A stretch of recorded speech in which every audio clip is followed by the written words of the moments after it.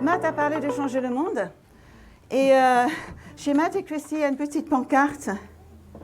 Il y a écrit dessus « Tout le monde veut changer le monde, mais personne ne veut changer le rouleau papier toilette. » Alors, ça fait 2 rouleaux papier toilette que j'ai dû changer ce matin. Et c'est ça la crainte de Dieu aussi. Hein. Il faut se faire violence. Il faut être fort et changer le papier. La crainte de Dieu, c'est le thème. Et en fait, il ne s'agit pas de la peur de Dieu. Il y a une grande différence. Et en fait, la Bible est remplie de passages qui parlent de la crainte de Dieu. Et en fait, ça veut dire honorer, révérer, avoir un profond respect pour Dieu, une grande révérence. Et en fait, le mot n'est pas vraiment idéal. C'est la raison pour laquelle dans beaucoup de Bibles, on garde le mot crainte de Dieu, à ne pas confondre avec peur. Alors, je vais essayer de vous donner un petit exemple pour illustrer ce que ça veut dire crainte de Dieu. Et en fait, quand j'avais 18 ans, mon père est décédé. Et ma mère a pris mon petit frère, ils sont partis en Allemagne. Mon grand frère est parti en Afrique du Sud, on a dû quitter la maison. Ma mère voulait que je reste pour faire mon bac. Et donc, elle m'a installée dans une famille que je ne connaissais pas. Et donc, je me suis réveillée le matin en me disant, il n'y a ni papa, ni maman, ni personne. Et j'étais très perturbée et quasiment traumatisée. Et heureusement que ma meilleure amie d'enfance de l'époque a demandé à son papa s'il pouvait me prendre chez lui. Donc, il a réfléchi très fort. La maman n'était plus là. Et il a dit oui. Donc, j'ai été habitée chez ma meilleure amie et son papa et son frère. Et quand je suis arrivée, je me suis sentie beaucoup mieux. Je me suis sentie protégée, en sécurité. Et j'étais profondément reconnaissante à cet homme qui avait accepté de m'accueillir. Mais en plus d'être reconnaissante, il m'impressionnait. C'était un homme, quand il rentrait, c'était un homme d'affaires et il gagnait bien sa vie. Et il était imposant, il venait avec costume, cravate. Il rentrait avec une autorité et avec un calme. Et j'avais énormément de respect pour lui. C'était quelque chose, je le respectais. Et je voulais aussi ne pas le décevoir. Et voilà qu'un jour, mon amie, qui s'appelait Patricia, me dit, écoute, va dans le bureau de papa et va me chercher des cigarettes. Je dis, quoi, moi, aller dans le bureau de ton papa? Jamais.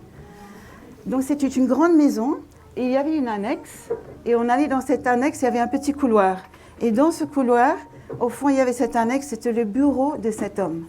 Et c'était un peu le saint des saints. Et mon ami me dit, vas-y. Et bon, bien sûr, ce papa, il avait un bureau ailleurs, donc il gagnait bien sa vie, mais ça, c'était son bureau. C'était son bureau à la maison. Mon ami a tellement insisté, s'il te plaît, va chercher des cigarettes. Et finalement, je dis, je vais prendre mon courage à 2 mains, je vais traverser le couloir, je vais ouvrir la porte, je vais rentrer et je vais prendre 2 cigarettes, 200 paquets de cigarettes. Alors, je l'ai fait, je suis rentrée, mais il n'y avait pas de paquet de cigarettes. Par contre, il y avait une cartouche, mais elle était fermée, il y avait encore le plastique dessus. Et je me suis dit, je ne peux pas faire ça parce qu'il va savoir que je suis rentrée. Alors, j'ai vite pris la cartouche, j'ai dit, je vais aller, c'est mon ami qui va ouvrir, c'est pas moi qui va ouvrir ce paquet. Et j'ai pris le paquet et je suis sortie dans le couloir. Et à ce moment-là, son papa est arrivé. Il est arrivé, mais il m'a juste regardé. Il a regardé le paquet, la cartouche, il m'a regardé à nouveau, il a continué son chemin. Et moi, j'ai failli mourir. J'étais complètement... J'ai couru vers mon ami, je disais, maintenant, tu te débrouilles avec ton papa. Mais en fait, ce qui s'est passé, c'est pas que j'avais peur qu'il me punisse, c'était pas son genre. Mais j'avais peur de le décevoir. Je me suis dit, il va se dire, elle est rentrée dans mon bureau. Elle n'avait pas le droit. Elle a pris quelque chose qui ne lui appartient pas. C'est du vol, quoi. Et elle ose fumer alors qu'elle n'a pas le droit. Et donc, pour moi, c'était une profonde déception. J'avais tellement envie de l'impressionner. Il ne s'est rien passé, il ne m'a jamais puni. Je pense qu'il a très bien compris. Mais en fait, pour moi, c'est un peu une petite idée de ce que c'est que la crainte de Dieu. Quand on respecte tellement le Seigneur, ce n'est pas qu'on a peur qu'il nous punisse, parce que ce n'est pas le cas, mais on a peur de le décevoir. On a peur de le décevoir. Et il y a un passage dans la Bible qui me fait penser à la même chose. Et est-ce que tu peux montrer la première diapo je ne sais pas qui le fait, si c'est Raphaël. OK. OK. OK. Est-ce que la première diapo, tu peux la montrer? C'est Luc 19, 1 à 10. Ah, mais c'est pas là-bas. Ah oui. Ok, ça fait rien. Je vais le regarder comme ça. Donc, c'est une histoire, on va juste rapidement passer dessus. Donc, on va le lire. Jésus était entré dans Jéricho et traversait la ville. Or, un homme riche appelé Zachée, chef des collecteurs d'impôts, cherchait à voir qui était Jésus, mais il n'y parvenait pas à cause de la foule, car il était de petite taille. Il courut en avant et monta sur un sycomore, donc un arbre, pour voir Jésus, parce qu'il devait passer par là. Lorsque Jésus fut arrivé à cet endroit, il leva les yeux, le vit et lui dit « Zachée, dépêche-toi de descendre, car il faut que je m'arrête aujourd'hui chez toi. » Zachée s'empressa de descendre et l'accueillit avec joie.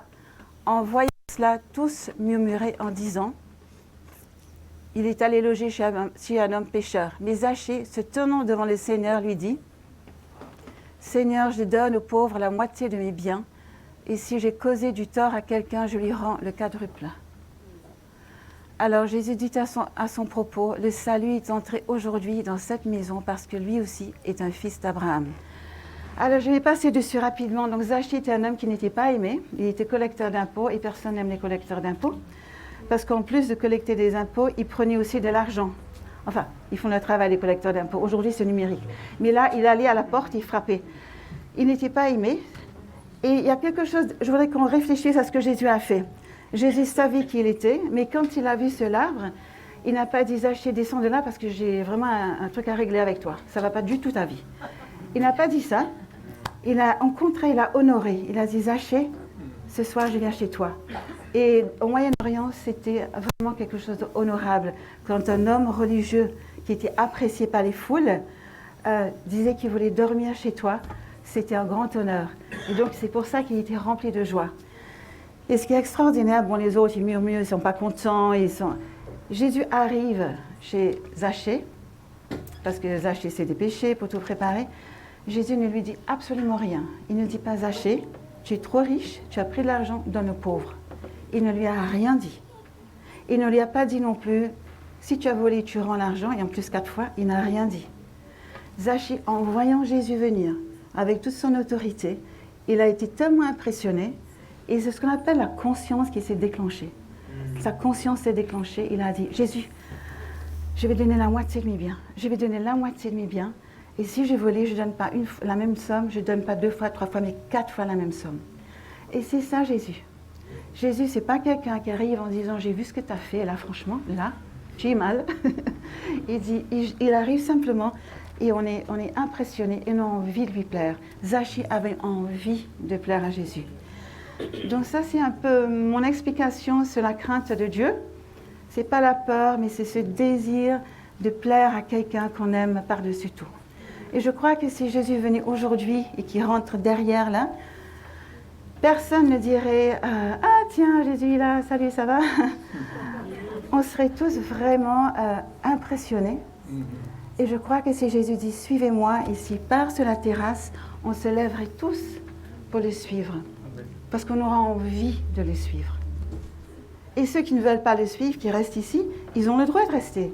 Jésus ne va pas venir pour dire pourquoi tu restes là, il va partir. Mais ceux qui restent, ils perdent quelque chose. Il manque une aventure, l'aventure avec Jésus. Et on va regarder, donc il y a beaucoup de versets sur la crainte de Dieu. On va juste regarder rapidement un psaume, le psaume 103.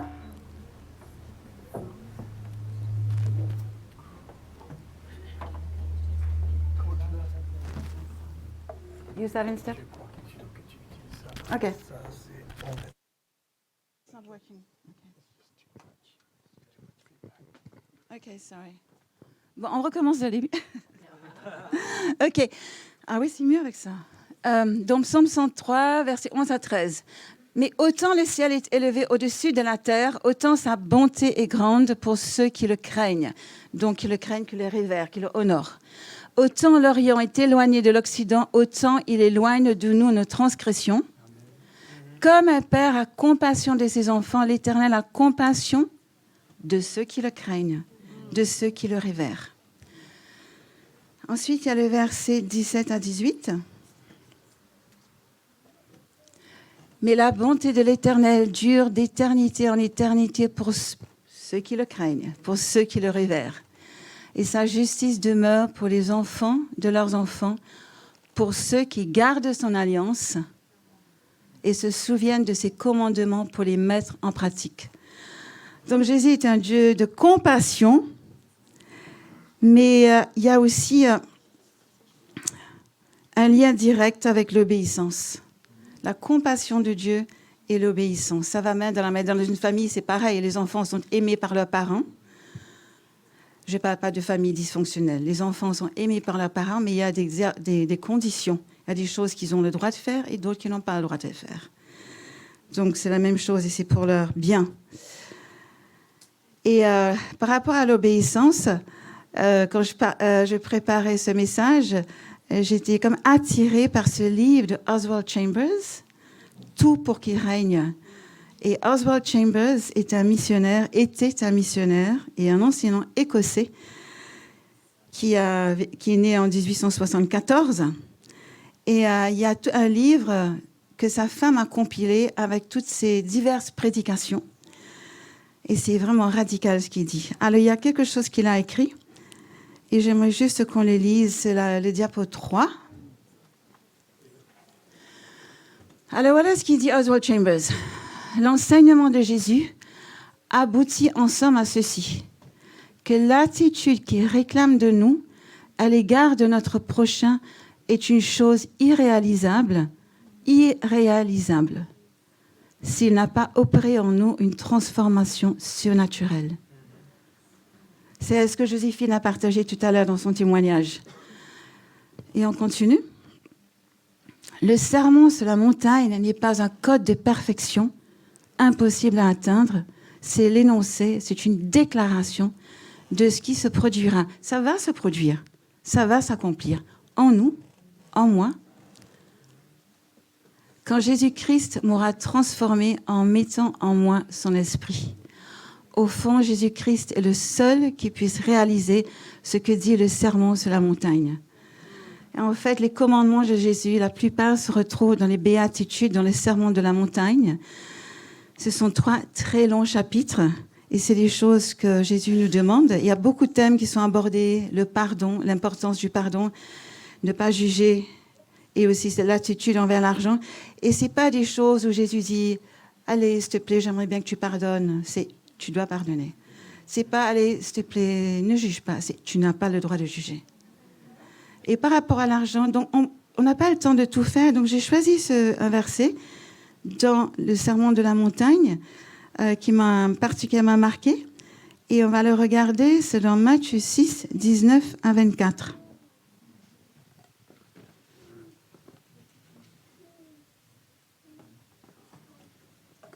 Ne vous amassez pas les trésors sur la terre, où les mythes et la rouille détruisent et où les voleurs percent les murs pour voler. Mais amassez-vous des trésors dans le ciel, où les mythes et la rouille ne détruisent pas et où les voleurs ne peuvent pas percer les murs ni voler. En effet, là où est ton trésor, là aussi sera ton cœur. L'œil est la lampe du corps. Si ton œil est en bon état, alors tout ton corps sera éclairé. Mais si ton œil est en mauvais état, tout ton corps sera dans les ténèbres. Si donc la lumière qui est en toi est ténèbres, combien les ténèbres seront grandes. On va focaliser sur celui-là. Personne ne peut servir 2 maîtres. Car où il détestera le premier, il aimera le second. Où il s'attachera au premier et méprisera le second. Vous ne pouvez pas servir Dieu et l'argent. Et c'est un passage qui m'a marqué depuis des années. Et souvent, quand on me dit « Mais qu'est-ce que tu penses? C'est la chose la plus dure, la chose que Jésus déteste le plus. » Je dis c'est quelque chose qui est lié à l'argent, le pouvoir de l'argent. Et on va regarder un autre passage. En tous les cas, un trésor. Quand il parle de trésor, un trésor, c'est quelque chose qu'on chérit, c'est quelque chose qui a de la valeur, c'est quelque chose qu'on aime, qu'on garde, qu'on veut protéger. Ça peut être du matériel, ça peut être autre chose. C'est quelque chose que nous aimons. Et si Jésus dit qu'on ne peut pas servir deux maîtres, c'est parce que quand on prend des décisions en fonction de Dieu, elles sont différentes des décisions qu'on prend en fonction de l'argent. C'est très différent, c'est pas la même chose. Et je vais prendre un exemple. Bon, la plupart des missionnaires vont comprendre. Je suis missionnaire, donc je prends un exemple de mission. Quand le Seigneur nous dit « quitte ton pays, quitte ta famille, quitte ton église, pars dans ce pays, quitte ton travail, quitte ton salaire », la plupart des missionnaires, en principe, ils disent « OK, il faut un premier pas de foi, ils n'ont pas de salaire, un deuxième pas de foi, ils n'ont toujours pas de salaire, un troisième pas de foi, il n'y a toujours pas de salaire, et puis ils disent « Ah, il y a une enveloppe dans ma boîte aux lettres ». Ils ouvrent et disent « Ah, il y a un chèque venu de nulle part, de quelque part, d'un ami ». Mais l'argent vient après ce pas de foi. Donc, je vois les missionnaires qui rigolent, vous savez, mais ça concerne tout le monde, toutes sortes de sujets. Et par contre, si on prend la décision en fonction de l'argent, ce missionnaire qui t'a appelé, il va dire « Ok, Seigneur, moi, je suis prêt à partir là où tu m'envoies. » Et il attend. Et il attend. Il attend que Dieu donne l'argent pour pouvoir partir. Mais ce n'est pas ça que Dieu veut. D'abord, tu fais ce pas de foi et ensuite, il va pourvoir. C'est simplement pour dire que les décisions qu'on prend par rapport à l'argent et par rapport à Dieu sont différents. Et je vais regarder, il y a un prochain verset qui va venir, il va bien expliquer le pourquoi Dieu ne veut pas qu'on serve l'argent. C'est 1 Timothée 6, 10.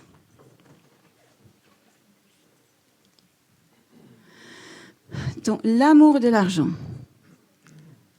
est en effet à la racine de tous les maux. En s'y livrant, certains se sont égarés loin de la foi et se sont infligés eux-mêmes bien des tourments. Alors, j'ai souvent lu ce verset et je me suis toujours arrêtée. L'amour de l'argent est en effet à la racine de tous les maux, point. Et là, je regardais un peu plus loin et ça m'a frappée. En s'y livrant, c'est-à-dire les gens qui tombent dans cette situation d'aimer, trop aimer l'argent, certains se sont égarés loin de la foi et se sont infligés eux-mêmes bien des tourments. Et pour préciser, l'amour de l'argent, c'est pas là. Je ne parle pas d'apprécier l'argent à sa juste valeur. On a besoin d'argent, ne jetez pas vos portefeuilles, ne jetez pas vos cartes bancaires, c'est pas ça. On a besoin d'argent pour faire les courses, pour payer les factures. On a besoin d'argent, on a besoin de ça. Mais l'amour de l'argent, quand on est amoureux, on focalise sur quelque chose. L'amour de l'argent, c'est focaliser, se réveiller le matin, se dire, oh là, se coucher le soir. Là. C'est pas, et ça ne concerne pas non plus ceux qui sont dans la détresse financière. Quand on est dans la détresse, qu'on n'a pas assez pour payer ses factures, on a le droit de dire, Seigneur, s'il te plaît, aide-moi. Parce que dans les versets qui suivent, Jésus dit, ne vous inquiétez pas, je vais vous aider. Donc, il ne s'agit pas de ne pas aimer, de ne pas apprécier l'argent à sa juste valeur. Il s'agit ici de l'amour de l'argent, de focaliser, un peu comme, vous connaissez l'oncle Picsou? Voilà. Uncle Scrooge. Donc, bon là, c'est exagéré. Il s'agit de ça.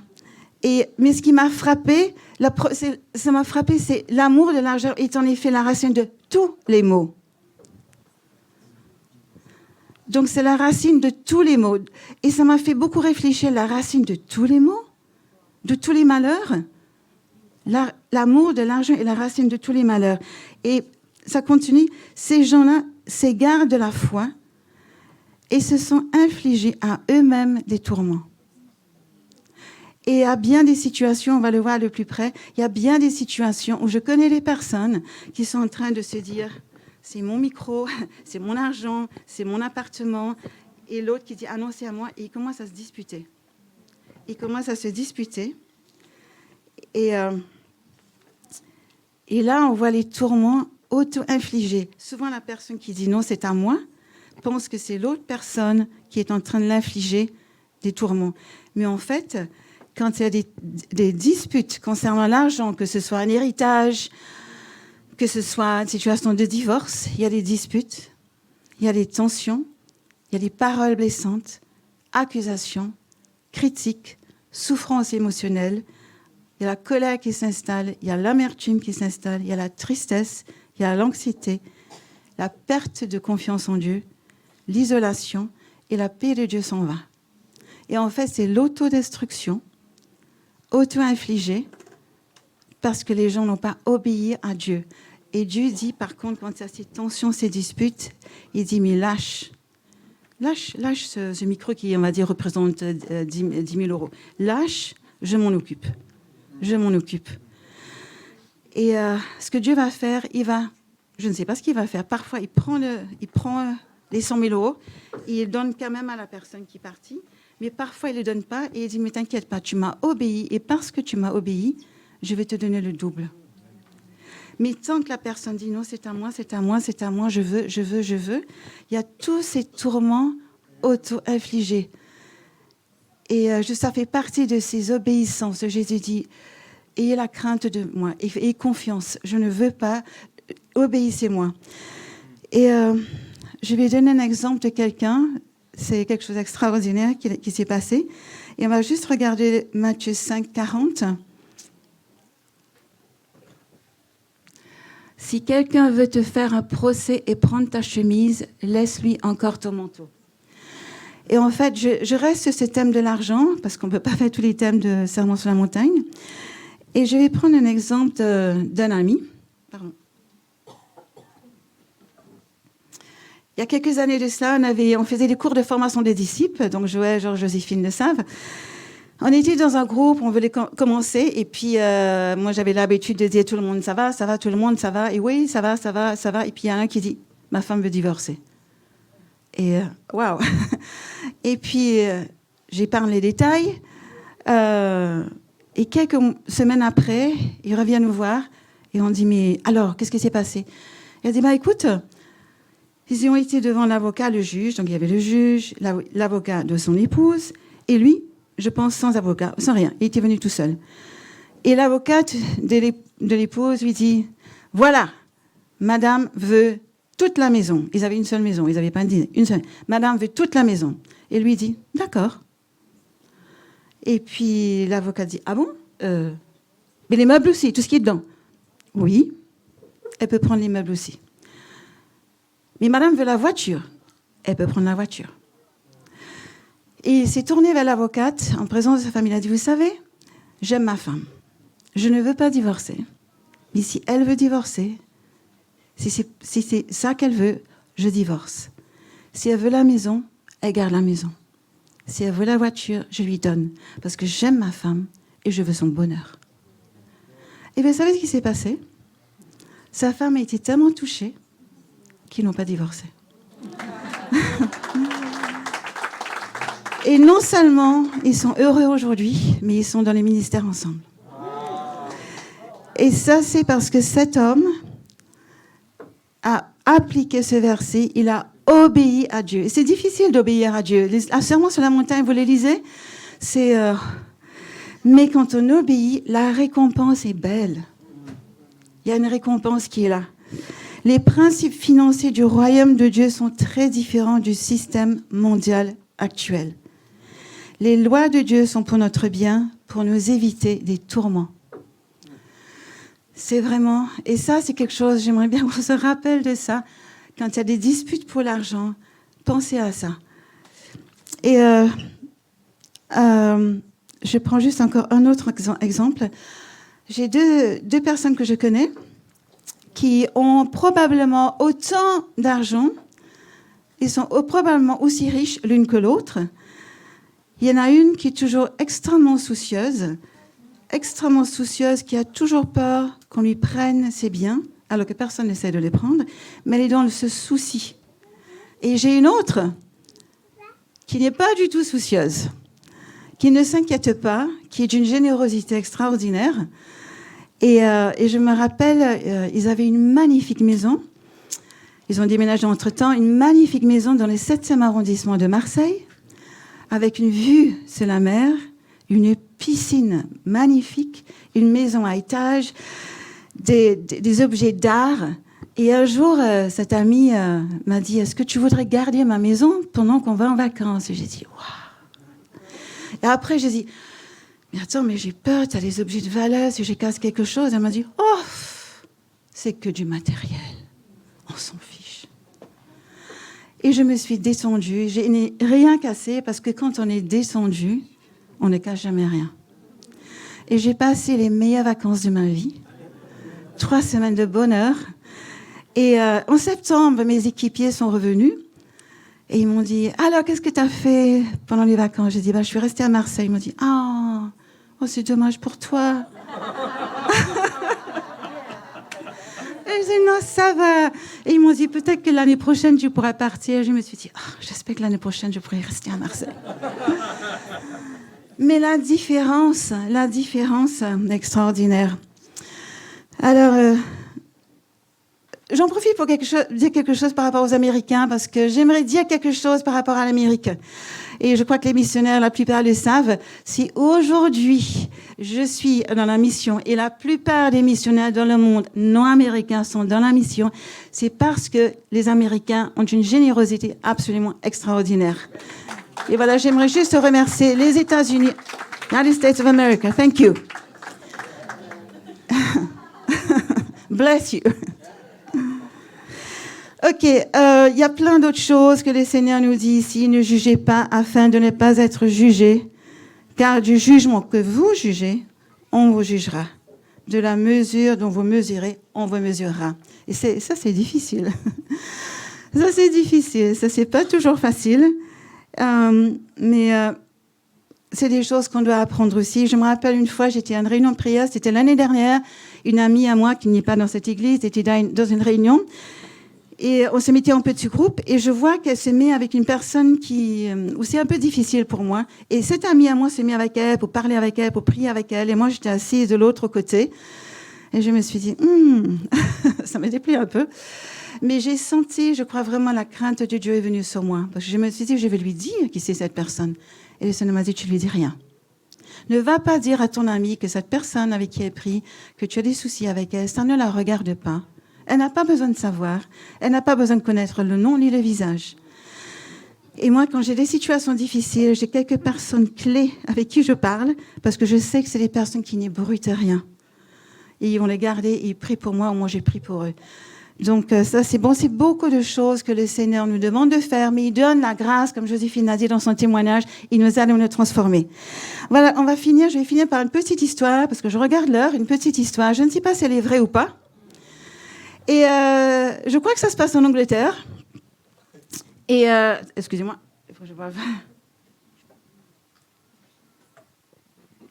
Et c'est l'histoire d'un lord. Donc, un lord, c'est anglais pour seigneur. C'est un lord anglais. Et il était très riche, il avait beaucoup de biens, mais il était aussi très bon et très généreux. Et tout le monde l'aimait. Donc, ce fameux lord, il avait un fils. Son fils chéri, son fils bien-aimé, c'était la joie de son cœur. Et son épouse n'était plus là, elle était décédée. Et un jour, ce fils bien-aimé meurt d'une manière extrêmement tragique. Et ça a brisé le cœur du lord. Ça a tellement brisé son cœur qu'il n'a pas tardé lui aussi à mourir. Et voilà qu'il y a les obsèques, etc. Et le majordome qui gérait tout le domaine et tout l'argent du lord invite la famille élargie, à rester après les obsèques. Il y avait plein de monde, bien sûr, mais la famille élargie est invitée à rester dans le domaine, à dormir là, à se reposer pour vivre un peu ce deuil, parce qu'il allait avoir la lecture du testament. Et quelques jours plus tard, il y a le notaire qui arrive, qui convoque tout le monde dans l'une des magnifiques salles du manoir et pour lire le testament. Et tout le monde arrive et ils sont tous un peu waouh, le lord il est tellement riche et puis il est généreux. Qu'est-ce que je vais avoir qui va avoir le domaine, etc., etc. Et le notaire était là. Il dit bon, je vais lire le testament, mais avant de lire le testament, vous allez voir qu'ici il y avait une table. Et sur cette table, il y avait beaucoup d'objets de valeur. Il y avait des bijoux, des bagues en diamant, des colliers de perles. Il y avait des objets d'art, il y avait des tableaux, etc. Il y avait beaucoup d'objets. Et le notaire dit à cette famille, il dit, voilà, le lord m'a demandé de vous inviter à prendre chacun un objet. Et vous le garderez, avant même la lecture du testament. Vous le garderez et ce sera pour vous. Et chacun s'élève doucement pour ne pas faire trop avide. Hein. Il prend quelque chose, il revient s'asseoir et puis il se dit « Ouh là là, qu'est-ce qui va se passer avec ce testament ?» Parce que ce n'est qu'un objet. Et tout le monde attend, le notaire est là et puis il dit « En fait, il y a un tableau qui est là, un tableau du fils bien-aimé du Lord et qui n'a pas de valeur matérielle parce qu'il n'a pas été peint par un artiste connu, mais c'est un magnifique tableau du fils. Est-ce que quelqu'un voudrait échanger ce que vous avez pris et prendre au contraire ce tableau? Personne ne bouge, personne ne fait quelque chose. Alors, le notaire regarde à nouveau et puis dit, écoutez, ce tableau n'a pas de valeur matérielle, mais il avait une grande valeur sentimentale. Quand le fils du lord est décédé, pour le lord, c'est un tableau qu'il regardait avec beaucoup d'affection. Est-ce que quelqu'un voudrait ce tableau? Il n'y a encore personne qui bouge. Et le notaire est un peu... il ne sait pas trop quoi faire. Et au bout de la salle là-bas, il entend une voix qui dit « Excusez-moi, monsieur le notaire, pardonnez-moi si je vous dérange. » C'était le majordome. Le majordome était à l'arrière avec la table, avec le British tea, les scones, les biscuits, qui attendaient la fin de la lecture du Testament. Et le majordome lui dit « Excusez-moi, mais si personne ne veut ce tableau, moi j'ai vu le Lord, j'étais là, le fils du Lord quand il est né. Je l'ai vu apprendre à marcher, je l'ai vu grandir, je l'ai vu aller à l'école, je l'ai vu pleurer, je l'ai vu tomber, je l'ai vu devenir adulte. J'ai aimé le fils du Lord. Est-ce que vous permettez que je prenne ce tableau? » Et le notaire regarde la famille élargie et dit est-ce que vous êtes d'accord ou pas? Et la famille, oui, bien sûr, donnez ce tableau à ce majordome qui a tant aimé le fils. Et le majordome se lève, il prend le tableau et il dit, je vais le mettre dans mon salon. J'ai aimé ce fils. Et le notaire dit, bon, on va ouvrir le testament. Il dit, mais c'est très court. Il n'y a qu'une seule phrase. Et voilà la phrase. Celui qui a choisi le tableau de mon fils bien-aimé sera l'unique héritier de tous mes biens. C'est pas beau? Alors, c'est une parabole, je ne sais pas s'il y a un fond de vérité, c'est une parabole pour expliquer que la chose la plus importante dans notre vie, c'est Jésus. Et il va nous aider. Il va nous aider à grandir, à être transformés, à être plus capables d'obéir au commandement de Jésus. Mais il va aussi nous bénir, même financièrement. Voilà, alors, je prie, tu pries, je prie. Je ne sais pas si vous êtes d'accord, mais peut-être que vous voulez prier. Moi, je vais prier par rapport à la crainte de Dieu. C'est une bonne chose, la crainte de Dieu. Seigneur, moi, je vais te dire merci pour qui tu es. Merci parce que tu es un Dieu qui est compatissant, qui aime chacun d'entre nous, qui veut nous toucher, nous encourager, nous guider, nous protéger. C'est vrai que tu as des commandements qui sont durs, mais ils sont pour notre bien. Et c'est moi, j'ai prié que tu viennes toucher nos cœurs par rapport à la crainte de Dieu. Qu'on soit plus conscient de combien tu es incroyable et que tu nous donnes envie de t'obéir, envie de faire les choses que tu nous demandes de faire pour notre bien, mais aussi pour le bien des autres. Merci Seigneur. Ouais. Amen. Amen. Merci Cordula pour cette parole magnifique. Super. Est-ce que vous êtes encouragés? Oui, moi aussi. Et j'aimerais bien juste faire une dernière chose avant qu'on clôture le culte aujourd'hui. C'est de tirer votre attention vers ma chemise. C'est une chemise très jolie. Et, ouais.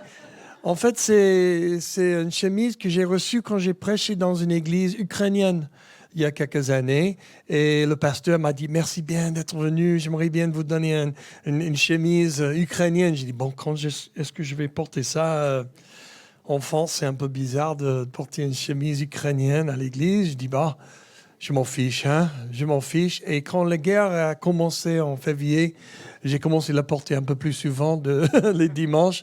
Et j'aimerais bien juste nous rappeler que la guerre continue entre la Russie et l'Ukraine. Et j'aimerais bien comprendre juste un moment de prier pour que la crainte de Dieu soit diffusée en Russie et en Ukraine. Que le Seigneur soit connu dans ces deux pays. Amen. Est-ce qu'on peut juste prier pour eux maintenant?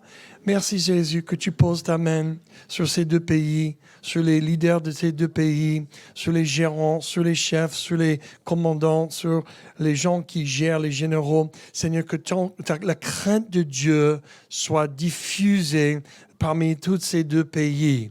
Que Jésus-Christ soit loué et honoré dans ces deux pays. Et on prie pour que la paix de Dieu diffuse, et alors le fruit de la paix de Dieu sera la paix et aucune guerre. Que ton nom soit sanctifié et glorifié en Ukraine et en Russie au nom de Jésus-Christ. Amen. Amen, amen. Donc levez-vous et je vais vous faire une bénédiction. Que le Seigneur vous bénisse, qu'il brille sur vos visages et dans vos cœurs, que vous voyez le Seigneur comme jamais avant, toute la semaine, au nom de Jésus. Amen. Bon dimanche, et si vous restez pour le repas, restez et on va commencer à ranger des chaises et mettre des tables. Et sinon, dis bonjour à 2-3 personnes avant que vous partiez, ok? Ciao, ciao.